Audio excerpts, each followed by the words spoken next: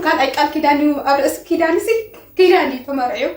زي فلطوا مجمر مثلا أنا أجن مجمر وقال 16 ساعة من هالو تمرعني زي أرأس سينا الله وجن الزوم قال عزي فريدم كلام زبال بابا حتى كشنتيات قالوا ايتم هاكونوا ايتم هاكونوا افتز مهاره لساعات هي تمرعيا ليس لسه تمارا انا حاسه كوز البابا دم زيون قلتش احنا عم مشتانين لسه زفلطي ترغق عمو ترغق باني يزم حادر مالتي كاو بزبله عاد زعفلطوا محازته زفلطوا عروتو كنا نقول انا حتى شو مو مرعي كلكم بولد جنيرو بولدي انا فلطم اي طيقهم بزعافر يفلت زي زبالي فلت انا كل عيني انا مالس 16 عامت يعني سلام نا يوتيوب شانل تخاتترتي كم يالهم سلام لكم سلامكم بزحت الفلله نخميك انكم انا فطاري مسكن سلام الله لما عاد لما بحدش فيديو مص يلخو يوتيوب يحدش زخنكم سبسكرايب شير لايك كم خدمه برتعنكم ناي قدمكم يفلني يقرتا بتعمل شيء طفي مالتيو سراح خوين بيزي كونه كم خلي سلكي منام تولاشوننا እና لما انت دمو تادي كزار مصي كرات حواتي اندي اب عد زل حزب اسكي اندي نابي كم تخيو زل بتاع عمي زغر مكاماسنا نا بزعوا زحفتنا زي اي كزار مصي مالتيو قال كيدان هالوكا او لعلك قال كيدان ጭራስ بእግዚአብሔር አምላክና ቆለ ቦቦታትና አይፍቀድኝ ማለት በክርስቲያን መጠን ቃል ኪዳን እንዳለውካ ኣብ ልዕሊ ቃል ኪዳን በፍጹም ነገር አይፍቀድኝ ተዘይተጋገ ማለት እዩ አይፍቀድኝ መጀመሪያ ክፈትሕ ኣለዎ ፈትሑ ደሞኒ ክምር ኣለዎ ማለት እዩ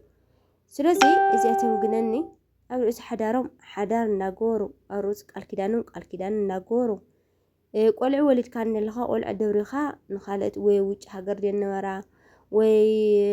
ኣብ ዝኾነ ነገር ይነብራሞኒ ንገንዘቦም ሚለን ቀሪበን ይቀብሩኦሞኒ ውላዶም ገዲፎም ንሳቶም ደሞ ናብኣቶም ይጽጉዑ ማለት ናብዘን ሰብ ገንዘብ ዘለዎን ይጽጉዕና እዚ ነገርሲ ጌጋ ኮይኑ ይስማዕኒ ሕዋቴ ማዓሪ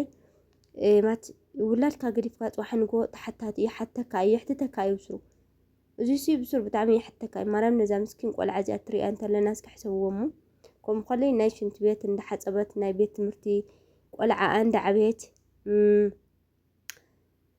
ደሞ በዝኑሮ ውድነት እጂ ገዛ ክራይ ኣሎ ከም ኮለይ ኑሮ ውድነት ኣሎ ኩራት ሕዋቲና ኢና ንኸዝልና ምስመን ማይና ከነብራ ብዛዓዲ እዩ ዝኒህናቲ ሕተስኪ ኣብዛ ዓዲ እስኪ ምስመን ኢና ከነብራ ንሳቶም እንድሕርኩም ዚሎም ኣብ ርእሴና ዝመርዐው እንድሕርኩም ዚሎም ኣብ ርእሴና ማት ዘቡልና እስኪ ምስመን ማይና ከነብር ይኒህናቲ ሕቶማት ሕዋቴ ማዕረይ እዚ ኑሮ እዚኮ እዚ ዓለም እዚኣ ዝነብረላ ዘለና ሚእቲ ዓመት ኮለይ ንነብረላ እኮ ኣይኮነትን እያ ማለት እዩ እናተሓላሊና ተንነብር ተኸባቢርና ተንነብር ምሰብ ሓዳርና ምስ ቆልዕናስ እቲ ዝበለፀ እዩ ማለት እዩ زغال عزي أسكي إحنا نقول نسيت تخماي نقول نسيت خماي أخما مالت أنا نعايز دق فنبر نجي منامن يوم يزولو أنا يدق فنيا جن نزغال عزي أسكي مريم من بتعمي أتحزنك مالتي بتعمي أتحزنك ولا عند حبيت عشان ولا مش أنت بيتنا بيت مرتنا يقول عتات منامنات الناس أرقت مسكنيتي جز خرايد نهلا من هلا قريف وانا مخارج كنديك اتخمي لي ورد لكم ما ودات كنت بحالو ما حدا ودات ينبر كلهم كاي ولكن اندي انا ግን ድዒ ገሊና ደቂ ሰባት ንባህል እስኪ ክንደይ ከብድና ካብስሩ አድደለትኩም ካወደደ ወጽኹም ብስሩ ካስኻትኩም ጭካናኹም ሓደ ሓደ ነኹምስ ማርያምን ብጣዕሚኹም ጨካናት ማለት እዩ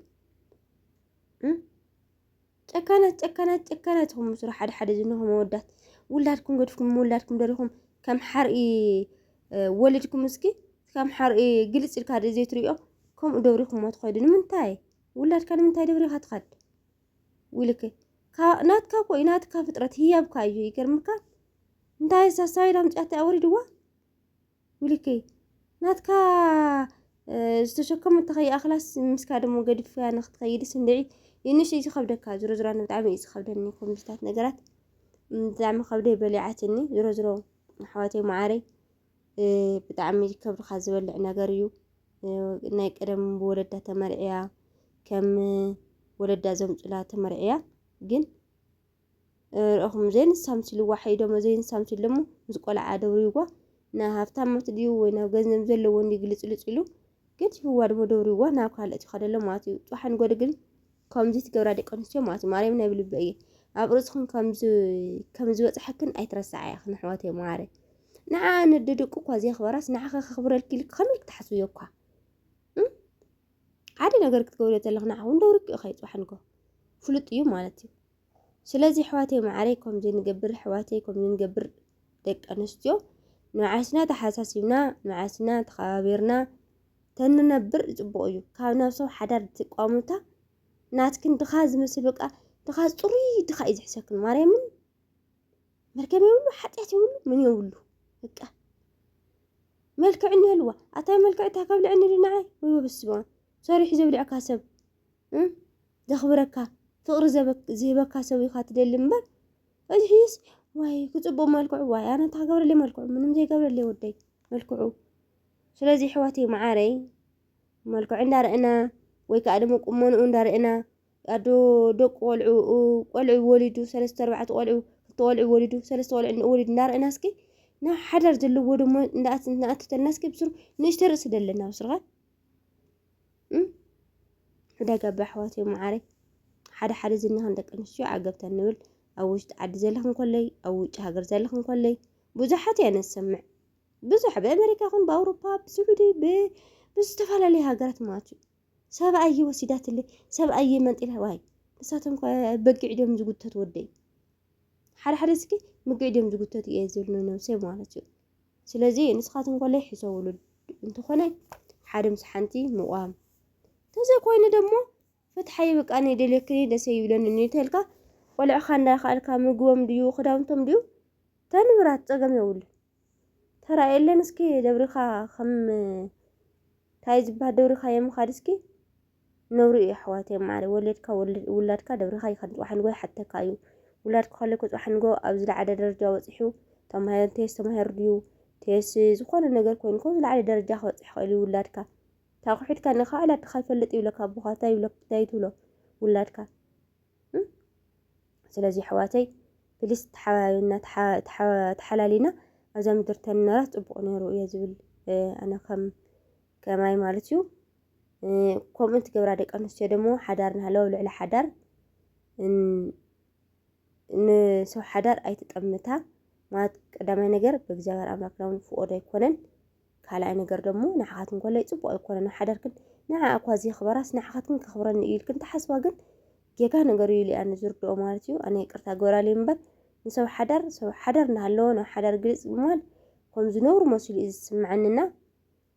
ፕሊስ ወጃኻትክን ኣሕዋተይ ማዕረይ ከምዚታት ነገራት ንትቆጠብ ኩልህና ንጠንቀቕ ጽቡቕ ኣይኮነን እዩ ማለት እዩ ስለዚ እውነት ኩለና ካብዚኦም እስክንመሃር ማርያምን ኣይትሕዝነካ እንተዋልዓ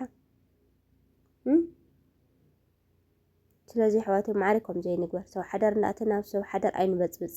ሰብ ሓዳር እናእተና ኢድና ይነእትወሎም ጽቡቕ ኣይኮነን ጥዋሕንጎ ተሓተት ኢና ንሕና ኣብ ሰማያት ይኹን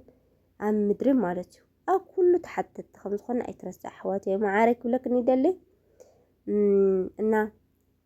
ማርያምን ዘዋልዓዘስ ብጣዕሚ ኣሕዚንሃኒ ትሕግዛ ትደልያ ደሞ ኣብዚ ናይ መንያ ትበሃለለክን ኣትኸን ክትሓግዛ ትኽእል ኢኹም ቁፅሪ ስልኪ ኣካውንት እውን ኣሚጣትልኩም ኣላ ረማይ ወለላ ትብል ረማይ ወለላ ዲያ ትብል ኣብኡ ወለክን ኣቲኸን ትሕግዛ ሓግዙ ኮይኑ ደሞ ሃናፅ ዝኾነ ርእትኹም ኣይፈለየና ማለት እዩ ኣሕዋተይ እናጠጥዕም እንዳተመንኹ እየ